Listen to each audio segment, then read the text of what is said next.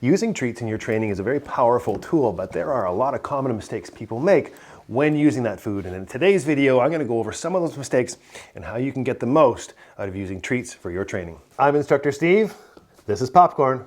Welcome back to McCann Dogs. Ow! One of the biggest struggles that people have when using food, when training their puppies, is teaching them to take those treats nicely without using teeth. Those little puppy teeth are super sharp, and little Popcorn here is still trying to figure out this skill. So we're gonna work through this with him. Now, one of the things I want him to know is that good things happen when I have the food in my hand. Ouch! But I also want him to know that he shouldn't do it. Now, this is something that he is still trying to figure out. He doesn't know how to take these treats respectfully yet, so I'm gonna help him. Hey, bud, come on over here. And one of the things he's doing is getting distracted because I am not giving him the treat because he is being a little overzealous. So I'm just continuing to work with him and trying to get a little focus. Now, here's my game plan. I've got a bunch of great treats right here. I have a line on him so he can't decide to go somewhere else. And all I am going to do is anytime I feel his teeth are a little bit too much, hey, I'm just gonna give a little quick hey and I'm gonna pull my hand away. But then what I'm gonna do quickly is offer that food back. Now, Popcorn is doing what a lot of young puppies will do at that time. He's now saying, I don't know what to do, so I'm gonna try and do something else. I might go somewhere else, or I might try and lie down or play with the line or do something else. That's okay. One of the benefits of the line is I'm preventing him from going anywhere else, and I can redirect him to what I want, refocus him. And I say refocus, we have an 8-week-old puppy, there's not a lot of focus here. So I haven't given him a treat yet. I've prevented him from running away, and I'm gonna try and get him a little bit more focused and see if we can get a little bit of success. And all the success I'm looking for is him maybe just a little gentle lick, or maybe opening his mouth without the teeth, and then he'll get the treat. So let's see if we can do this. Come on over here, buddy. Oh, bud. And I don't care what position he's in. Yes, good boy. Excellent, good. So that time I got a gentle sniff and a gentle lick. Yes, good boy. Excellent boy. So, good boy, that's better. Every time, hey, hey, hey. Here you go, bud. Good, yes, there's my guy, good. So that time he did a couple of things. He tried to bite the little zipper in my pants. Hey, he was a little bit overzealous with his teeth, and then he gave me a gentle lick. So that's what earned the treat. So this is our first step in treat training, is teaching him how to be respectful when getting the treats. And that allows me to then build on some other skills that we're gonna work on. Good boy, buddy, excellent. Now, you can see that actually little Popcorn here is really distracted by the things that are on top of the crate. And one of the assumptions that people make is, in this moment, my dog is not food motivated. They say, oh, I tried food and my dog didn't really care. First things first, Popcorn's an 8-week-old puppy. He doesn't know anything. His attention span is like this long and this far. So, A, limiting his ability to get to those things is gonna make a big difference. B, maybe changing the food that I'm using can make a little bit of a difference. And then C, also changing a little bit of the environment. Where'd you go, buddy? I'm actually gonna take those toys, I'm gonna put them somewhere else so they are a lot less distracting to him. So I'm gonna throw those around the corner out of his sight. And now all he sees is that GoPro camera that he really wants to go and see. Now, the other thing I have on top of there is I have a slightly different treat. This is actually Popcorn's food. When you're using food, good boy buddy, for training, it doesn't always have to be the high value treats. I tend to start with their food and see if that works. And if that doesn't work, then I might bring up my game a little bit and try something a little bit more potent or something with a little bit more smell. So I've got some of those right here. Yes, good boy, excellent. Now, you see this change that just happened. I removed the interesting things. Where's Popcorn's focus now? He's right on me. It's part of the point of this food. It allows me to get that focus really quickly. Yes, good boy, really early. Yes. Now I've narrowed his world and his options are limited to me and me only. Good job, buddy. Excellent boy. Good. So now that I have a little bit more focus from little Popcorn here, I'm gonna see if I can get him starting to move for some food in terms of luring him and simply teaching him that following food means good things happen. Now, one of the big things that I really wanna keep in mind when it comes to luring, good job, buddy, is breaking it down into little teeny bits. People wanna make big changes. They wanna lure the dog from here all the way over to here and then give them a treat. It's really important that I reward the little steps along the way. Now, he doesn't know this yet. You can see one of the things that's happening is I'm holding the food a little bit far away from him and he's trying to chomp at it. He's trying to grab at it. So I'm gonna see if I can help him by moving it a little bit closer. Remember, puppy's attention span is like this long and this far. And if the food moves further away or faster than that, they get distracted. So we're gonna see if we can make it really easy. Yes, good. And the moment I get one step, yes, good boy, good boy. Excellent job. Yes, good boy. Yes. Now you can see as I'm moving this, my hand is right at his nose. Yes, the whole time. I'm making it super easy. Hey, Yes, good boy. Making it super easy for him to be right. He's got a little overzealous with his teeth, so a little, hey, I took the food away, offered it right back to him. Yes, good boy, excellent. And now he's starting to understand, okay, following the food in the hand, yes, good boy, excellent. Means good things happen. Yes, good. Yes, good boy. Good job, buddy. So using those little teeny milestones along the way, one paw at a time, went from not being able to move to moving fairly freely with the food. And now he's saying, okay, I can listen to you. You're a little bit more fun.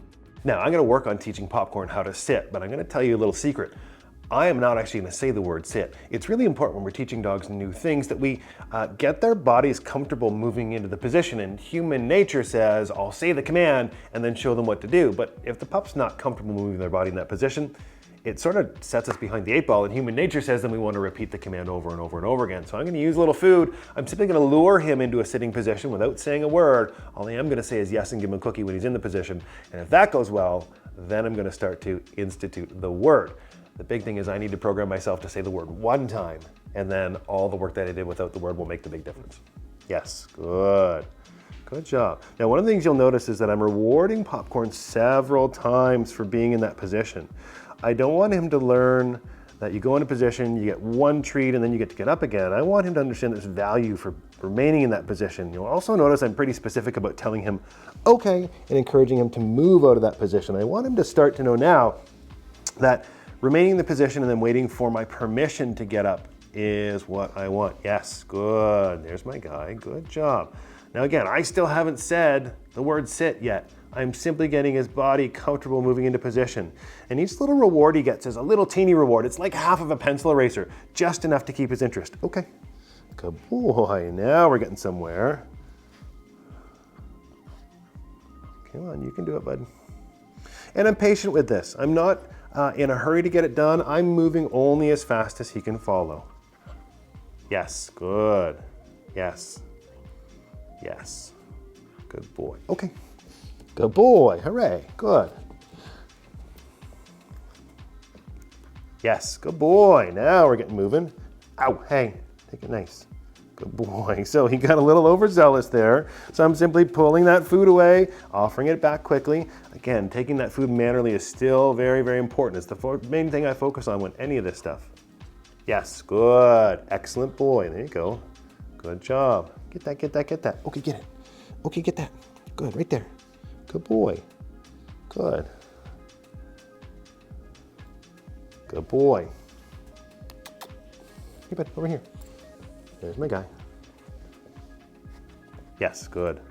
Good. Now, it was a little early there. His little front paws came up, but that's okay. He didn't actually get the reward until those 4 paws were on the ground. Good. Okay. Good. Good boy. Now, here's what I'm going to do now. Because he's starting to get a little bit more comfortable going into the position, I'm now going to add the word. The hard part about this is, again, our human nature and not wanting to repeat the word over and over and over again. So he's getting a little bit more comfortable being lured into that position. So I'm going to get him somewhat focused. Now, the big thing that needs to happen here is if I keep the food on his nose the entire time and I say sit, they don't tend to hear the verbal command as clearly. So for a split second, I'm actually just going to move the food away from his nose while I give the command. And then I'm immediately going to put it back and lure him into position. And my goal is that he hears the command. Within a second, I get that food back on his nose and lure him into a sit. And then I can start to yes and reward. So let's just see what happens here. I'm going to see if I can get him over here where you guys can see him. Hey, buddy, come over here. Hey, bud, right here. Good. All right, so I'm going to get him where we need him. Good job. Sit. Yes, good sit, good boy, excellent, good sit, good. Okay, okay, bud, you can get up now. Good boy, buddy. Let's see if we can do that again. So I'm gonna move him, get him into position, sit. Yes, good sit, good boy, excellent job. So my lure position is exactly the same, but he's starting now to pattern the fact that he hears one command and the stimulus is the lure into position. Each time I want him to get up, okay. He's allowed to move. I'm going to encourage him to move, and then we're going to try it again. Good. Sit. Yes, good sit. Good boy. Excellent boy. Very nice. Yes, good. Yes, good. Now, you notice the other thing that I've done here is instead of keeping the food on his nose the entire time, I'm actually rewarding him from a little bit further away each time. So instead of it being a constant bribe on his nose, now I'm saying yes, delivering the treat. Yes, delivering the treat. Good job, buddy. You may have noticed I've talked about a house line a couple of times already, and if you want more information on how it can be a really effective tool, check out the other video I shot with Popcorn. Popcorn. Popcorn. Now, is Popcorn really responding to his name? 100% not, but I am trying to create a little bit more of a positive association with this name, okay? Their name is a sound to them. We know our names mean different things, but to them it's just another sound. So I want him really starting to figure out that when he hears that sound, really good things happen. Popcorn, yes, good boy. Popcorn, yes. And by doing this often throughout the day, with food in my hand and with him pointing in my direction, he starts to create that association. One of the biggest mistakes people make, especially when it comes to teaching their dogs to respond to their name, is they call it over and over and over without having that food or that instant reward there ready to go. Now, as I said, he is not really responding to his name, but I'm creating an association with the sound. I've got these great treats right here. His sole focus is on me right now, so I'm starting his understanding very, very early. Popcorn, good boy, good. Popcorn. Oh, right there, good job. Isn't that fun? Very, very nice. Good boy. Good. Popcorn. Good. Excellent. Now, how can I make this harder? Because oftentimes people say, well, why would I do that? Well, again, this is the foundation step. This is saying, here's value. But what I can start to do after I've done a few repetitions of that, Popcorn, is I can start to take advantage of times when he is very minimally distracted. Now, what I mean by minimally distracted is literally when he's still within arm's reach and his eyes leave me. Now, the other big thing is I've still got these treats here. In these early stages, that is what is going to create success. Bigger picture, absolutely I'm going to wean away from those, but right now, it's all about building a little bit of value for that. Popcorn. Yes, good boy, excellent, good job. So that time he started to be a puppy and get distracted and wander away. I have my treats here, I have my line, and before he could get too far away, I called his name and then I used the food to show him how to respond. Popcorn. Oh, there you go, buddy. Excellent job, good, excellent work, good. Okay, over here. Now, he decided to lie down, but I still got his head turned, and that's all I'm looking for, is I'm trying to teach him that when he hears his name, to turn and look at me. So let's see if we can do this again. We'll get him a little distracted. I'm gonna hide that food. Good boy, good. He says, I wanna chew on things, I wanna do other stuff. Now, he's offering different things. He's trying to figure out what to do. You notice he keeps looking at me, but he's lying down. Popcorn. Oh, a little late, a little far. Here you go, buddy. Here you go, bud. So, in that moment, this is typical puppy behavior. I got a couple of good repetitions. The third one I went for, I tried to call his name and get that food, and he went, something else is more exciting. That's okay, that's puppy training. It doesn't always go perfectly. But the first thing I'm gonna do is make an adjustment. I'm not gonna call his name again, okay? I'm gonna see if I can get him refocused on a different treat or a newer treat and see if we can help him to understand what to do when he hears his name. Come on over here, buddy. Let's see this thing. I got a little treat here. Come on over here. So I got a few other treats up here as a little surprise for him. Let's see if we can get these going. There's my guy. Good job. Hooray. Very nice. Good job. Are you over these ones? Yes. Good. Yes. There's a guy. Excellent. So a little bit more focus on those foundation steps now. Popcorn. Oh, we're going too far. Yes, good boy, hooray, excellent, good job. What a good guy. So I had to work for that one, but your patience and your persistence is what's gonna pay off, okay? Teaching him how to respond to his name each and every time. And right now, it's all about using the food to get that success. Using food in your puppy's training is a really powerful tool that can create some great successes early. And if you want more information or some other things that you can work on, check out that video right there. Now, if you'd like some more personalized help from one of our McCann Dogs instructors for your puppy, click the link in the description below for our Puppy Essentials program for puppies 5 months and under. So with the little training, Popcorn's now asleep, so I'm gonna go and do something else. With that, I'm Instructor Steve. This is Popcorn. Happy training.